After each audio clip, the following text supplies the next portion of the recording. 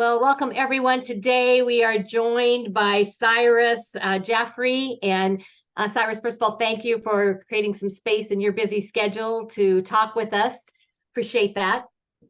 Yeah, absolutely, Linda. Thanks for having me.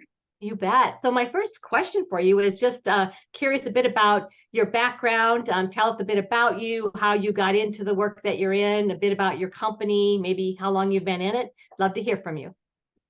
Absolutely. So, my name is Cyrus Jaffery. I am the founder and CEO of CJ Insurance Group, which is the parent company. And inside of it, we have about 8 to 10 different agencies and conglomerates as well that I personally own. But I'm originally from Afghanistan, so our house actually got a cool story. I'm writing a book about it that's coming out here soon. Our house actually got bombed when I was 2 years old by the Taliban, who came the first time in the early '90s to invade Afghanistan. So we basically got out of there and survived and went to Pakistan for 12 years and then moved to the U.S. as a refugee in 2002. Single mom, 5 kids.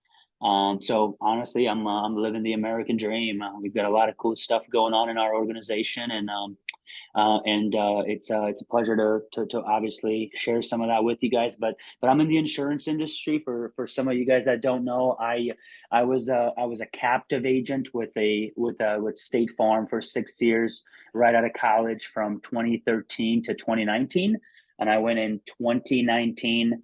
Right before COVID took over, we started our own independent brokerage.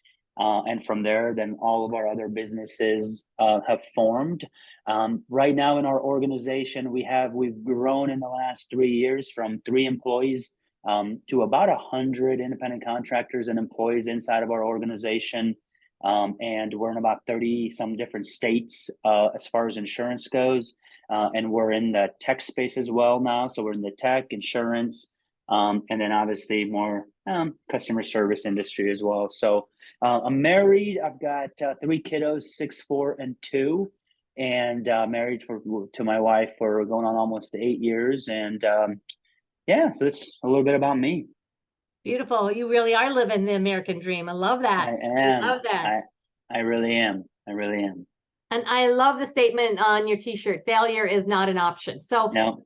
tell us a bit about the culture that you're creating to be able to grow from 3 to over 100 people involved in your organization. Yeah. So I just had I'm not sure if you guys know Fast Company. So Fast Company is a magazine. They just wrote a really cool article about our organization. And basically the summary of it was, we're an organization that gives opportunities to people that were doubted, people that were not given a second chance, and people that are there to basically believe in themselves and prove other people wrong. From the leader of the organization, which is me. I've been doubted all my life, and I've always and I come from Afghanistan, having speaking no English in 2002 to basically made fun of in high school and stuff like that, and coming through all of it and kind of trying to prove yourself and become something. And then obviously now that I'm raising human beings to make them good human beings. I mean, it's just a lot. So I think for us, our organization has grown from 3 to 100 because we believe in our people. We believe in the people that have not been given second chances. They have not had the leaders to believe in them, to push them, to potentially give them a third chance. And that's how we've pretty much built our organization. So it's been really fun to kind of be in the mix of it. But at the same time, it's a lot of hard work. It's a lot of dealing with adversity. It's a lot of long nights. It's a lot of things that, like, we don't know how to do it, but let's just go grind and figure it out kind of mentality, from the top down. So, man, we've got, but I would tell you, one of the biggest things that makes us successful from any other organization is our culture. Like, we believe in people picking each other up. I could be gone for a month, to be honest with you, and not look at one email, and we know our organization is going to grow at the level that we want it to grow because we have a good culture here. Everybody believes in themselves. Everybody believes in each other. And we all know that we all have each other's back, which is a really, really cool place to be in. Mm-hmm. Beautiful. What would be one of the things that maybe you've identified when you're building team? First of all, what do you look for when someone comes knocking on your door and said, hey, whatever you got going here, I want to be a part of. And then what's the process that you do to bring them on board and help integrate them into the culture? Yeah, I think so. So we honestly hire for two things. Um, we we don't hire for past experience. We don't hire for what you've done in the past, because it does not promise you tomorrow. It doesn't mean you're going to do the same things moving forward. We hire for work ethic, and if you're a good culture fit, you're a kind human being, you get along with people. Because insurance is pretty easy. Like, we could teach insurance. Insurance is not hard to teach. But it's really hard to teach people work ethic, right? It's really hard to teach people how to be kind, how to get along with people, how to just talk to people, right? What to say, what not to say. So those are the things that are, I think, really hard to teach, because you can teach them, but they would have to fake it if they don't know or want to know how to do it. And you don't want to fake yourself through a career, right? Because that's going to be a long journey. So that's really worked for us. So anybody we talk to, our conversations are all about, not about what you've done in the past.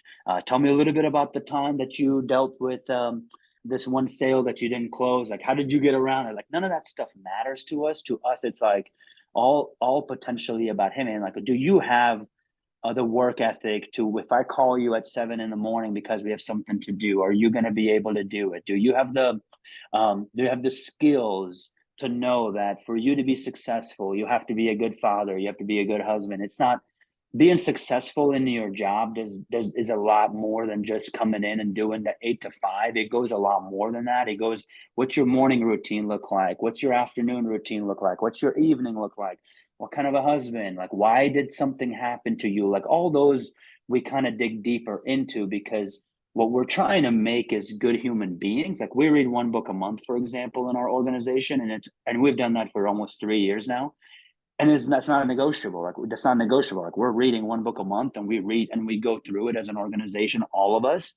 What did you learn from it? 2 or 3 things. How are you going to incorporate that? So just learning and being on top of it, working on self-development, because you can be really good at your job, but if you're not good at all the other things, you can't go very long doing it that way. Yeah, the sustainability. Yeah. Yeah, Lifelong learning, right? So the key. There's always something to embrace 100%. and learn. I'm curious, what book are you studying this currently? So we Right. This one is called Obviously Awesome. Is the book is called Obviously Awesome. We just started it, so it comes out. We're gonna read it for the month of September. I mean, we just read Traction. A lot of people know Traction. We have read The One Thing. We have read one more. We have read by what's his name, David Goggins book. That's been really awesome. We read some other cool ones too, the 5 love languages, right? Because it's not all about just, obviously, like, it's all work, work, work, work. And we have read a book. One book we just read was basically how to be very productive, like how to make sure that you are really productive in everything you're doing. And sometimes we just tell people, go read whatever book you want, and then somebody reads Harry Potter, and then another person is reading something else, and I'm reading how to be a good father, how to treat a toddler, like just improving everything in your life, versus it all being just about business. Because Right. our organization is a lot more than business. We're a culture, we're a team, and it's not just the business piece. Good. So the whole idea is improve something in self. Um, yeah, one book you might want to consider, and we'll have to share book lists here. Yeah. Liz Wiseman's book, The Multiplier. If you haven't, Okay. that's a really good one, because it talks Okay. about building up others, right? Elevating, and even Yeah. those times when we don't mean to diminish someone, Yeah. not even in our intention, and it happens. So it's another good Absolutely. one. The multiplier. Yeah, yep. Cool. I'll Multipliers. write that down. Yeah, Okay. it's a good one. It's a good one. So I'm curious, if you were to start your business all over again, right? So, Hmm. what would you do differently? What would be some insights and learnings that you could share with us along the way? Yeah, I think I would have reached out to the right people a lot faster. I think a lot of us think we can do it all, guys. somebody has already done what you're doing. Like, you are not Elon Musk, you are not Jeff Bezos, and maybe you are, but even those guys have learned from people in front of them that have created multi a billion dollar companies. So we're not. I just wish we didn't suffer for the first year or two of just trying to figure it out ourselves. I wish I would have reached out. I think the first thing I would have done is just gone through and figured out who are the best people in my industry that are maybe 10x in front of me, and then go reach out to them. Hey, in your first 1 to 2 years, what would you have done differently? So get help. I think a lot of people like me, I get calls all the time now, because we're kind of in a different plateau at this point, but we get calls all the time of people asking me the same question. I'm like, I'm really glad you reached out. And I propose that all the time. Please reach out, because I would gladly help you, because we're all in this together, in the insurance industry, in the tech industry that I'm in, and other people have already done it. And honestly, you just have to duplicate what they're doing and put a little twist of yourself in there, and you're going to be extremely successful, because success breeds success. Like, they give you the formula, you follow the formula, put a little bit of twist to it, and you're going to be successful as well. Beautiful. Well, we share that space. And my passion is to get the next generation of leaders next ready, right? Whatever that is. And it doesn't have to be such a long journey from a time perspective. And you're right. It's not like reinventing the wheel. So love that. Abundance mindset is the space I like to live.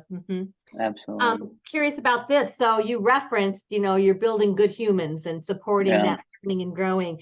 How do you integrate the personal goals and demands in your life, and integrate those with the business opportunities and challenges? Yeah, good question. A lot of the things we do, so when we have a lot of challenges sometimes that we kind of put together, and challenge, or like we did the 75 hard all together as a team. And we just said, guys, like, maybe just last one day or 2 days, like, that's okay. The 75 hard is basically you follow 6 things, and it's like, drink this much water, get a workout every day, and blah blah blah, right? There's 6 things, and sometimes we make up our own 6 things, and we almost do that every year. We make up our own 6 things, because at the end of the day, one of them one time was, honestly, reach out to somebody you haven't reached out to in 2 years. Like, it was just every day, like reach out to one person that you haven't talked to, or reach out to your mom or dad or siblings and just tell them you love them, the people that you love, because a lot of people just don't do that, because they just think, and then God forbid something happens and you're like, oh my gosh, I wish I would have reached out to this person, like, I had no idea, right? So I feel like a lot of those things that we incorporate inside of our organization is just coming up with random challenges that are going to drive them internally in the house as far as business goes, but then putting a little bit of 2 or 3 other twists to it as well for their personal life. Hey, you must kiss your significant other every day for the next 75 days. And even if you get in a fight, like, that's just one of the challenges that we have to do. So things like that we incorporate all the time. We just this morning we have a volleyball tourney within our organization. People that are inside of here, I think there's like 20 of us, and we have a lot of virtual people. But the 20 that are here, on September 15th, we have a volleyball tournament. So basically, the girls who are on our service team, the 4 of them are basically captains, and then they pick teams, and then we go play a fun day of volleyball and have some drinks and just have some fun, right? So I think those are the things that drives people to come to work and give it all, versus just coming in and doing the same thing over and over again. With basically, we call it work hard, play hard mentality, if that makes sense. Got to make it fun. When we think about young children, when they're learning and growing, they have fun. And then we as adults, somewhere along the line, what do we stop having fun? No, integrate them. Love that. Today is, I don't know if you've heard it or not, National Kiss and Make Up Day. So, yeah, there you go. You guys are already on track for what that is. Absolutely. Love it. Absolutely. I'm curious about what would be some common misconceptions about running a business or owning a business, being a firm builder, that you bumped into that you would share with others? Yeah, some of the you can't do it. I can do it. I can't pull the trigger. I can't start a business. I think a lot of people doubt themselves all the time. It's honestly, I mean, I say it, but a lot of people just are in this day-to-day corporate thing potentially that maybe they don't like what they do, but they just keep telling themselves that they're not worthy of doing something like that. And I think I hear that all the time. I hear it sometimes from some of my friends as well. They're like, I don't know if I can do it. Well, everybody can do it. It's just a mentality of like, you just got to do it because I would rather 10 years from now say, man, that kind of sucked that I tried that thing and I lost a lot of money, or that kind of sucked that like I tried that thing and didn't work. But it would have been a lot worse 10 years from now. I'd be like, man, I wish I would have tried that, because the fear of unknown, because you don't know what's going to happen. So that's what I see the most. And then another probably misconception that a lot of people just basically assume is that a lot of business owners, they just think that like they have to go do it themselves, right? Like you don't have to do it themselves. You got to go find a team. You got to be able to have other people within you to be able to drive you and drive your organization to the next level.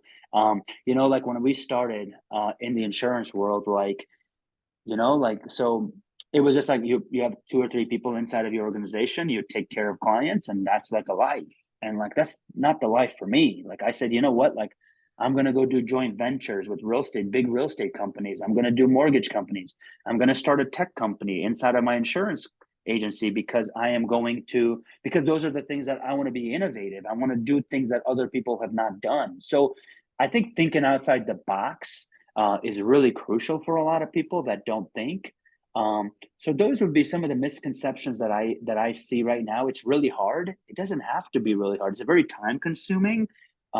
Honestly, I would tell you, when I left State Farm, like we were financially like we were good. Like in Omaha, Nebraska, we're making plenty of money. My wife's like, why would you do that? Like we just got through this 4 or 5 years of State Farm. First 4 or 5 years are really tough financially. We're at a good place. We just had a new baby. Like, why would you potentially like put yourself back into the grind stages again, like start from scratch pretty much, right?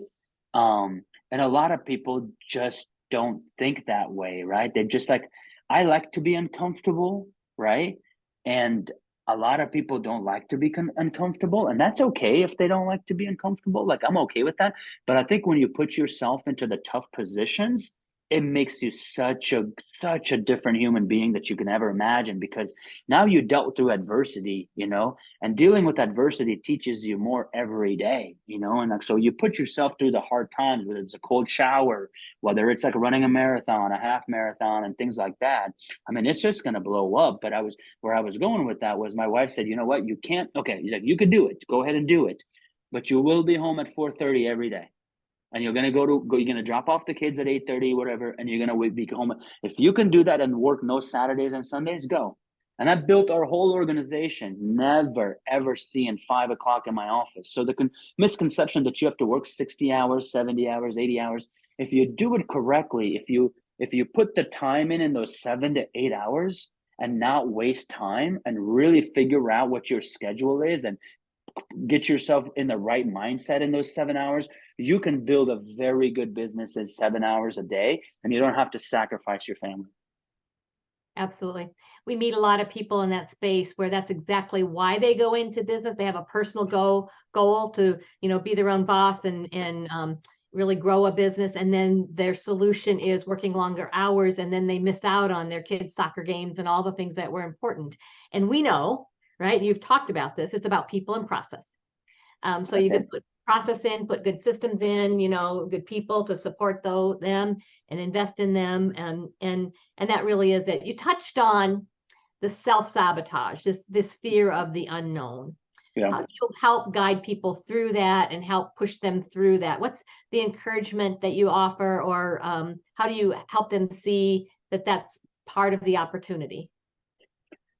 Yeah, I think if you look at any successful person, they would tell you at a time where they doubted themselves as well.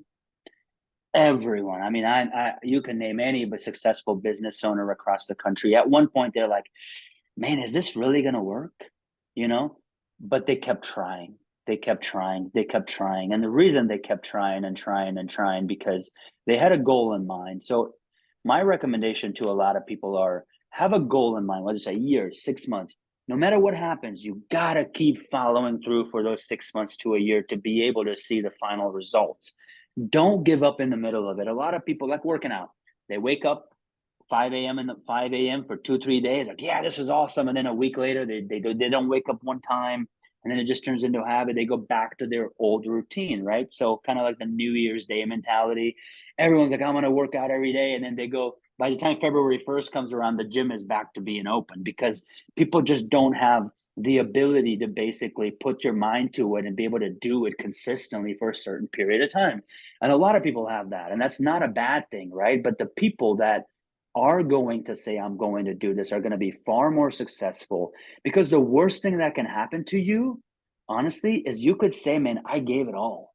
I didn't give up, right? And the people that don't give up are at a position to where they are the CEOs and the executives, and their lives are awesome. And honestly, they're flying in a private jet, or by any means, they have a happy, fulfilled life at one point, but they know that they gave it all. So I think what I would tell other people that are in those positions or having some doubts, like, hey, have a plan in place, give it all until the end of it, because you don't ever want to sit back 10 years from now and say, I wish I did that, because that would hurt a lot more than the hurt that it will provide to you in the beginning while you're going through that journey.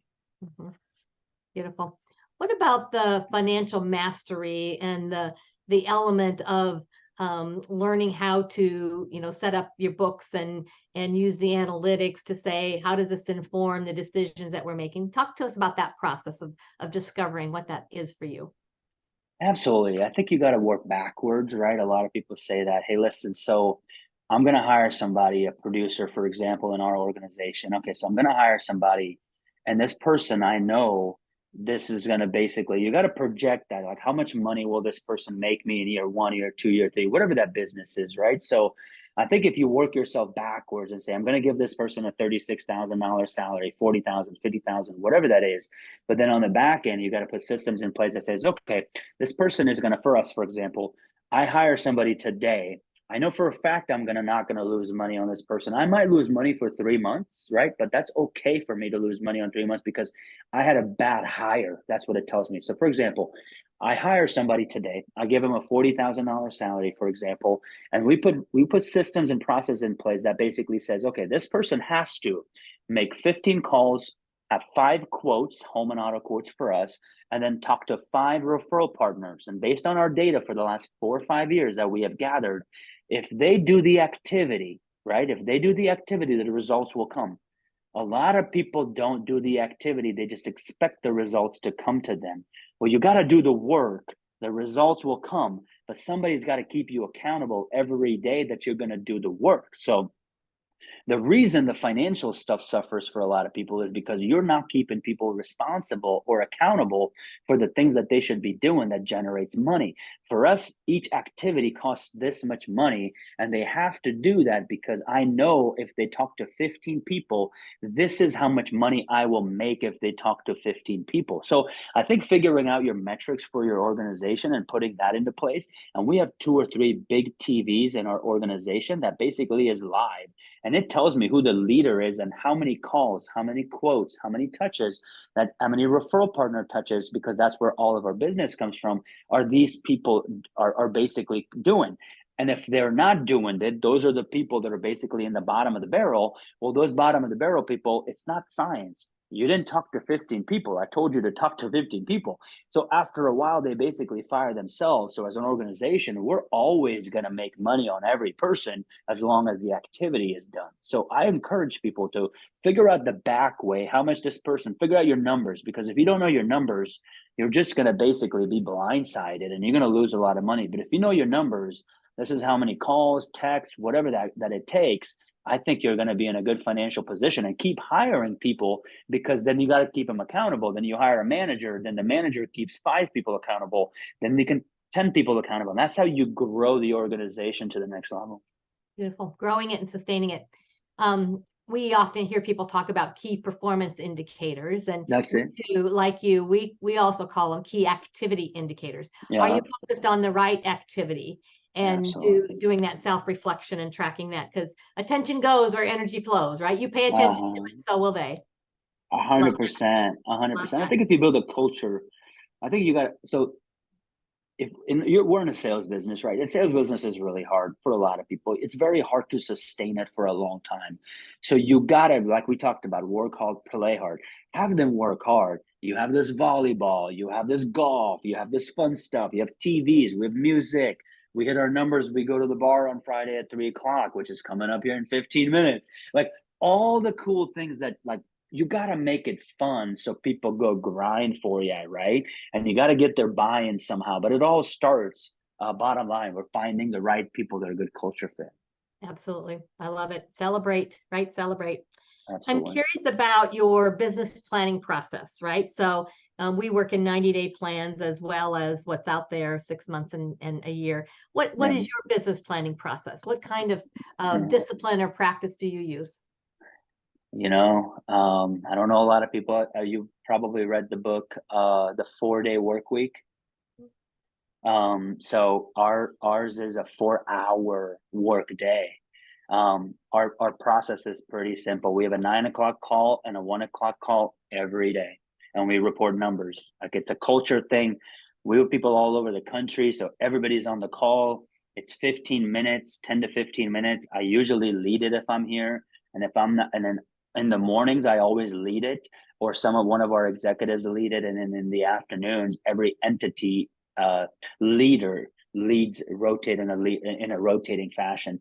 We're a 4 hours. Like, okay, what did you do the last 4 hours? Report, and then what are you going to do the next 4 hours? So every 4 hours we report, and it's one of those things where they tell me at the end of the year, they say, Cyrus, I want to make 150,000 this year. My salespeople.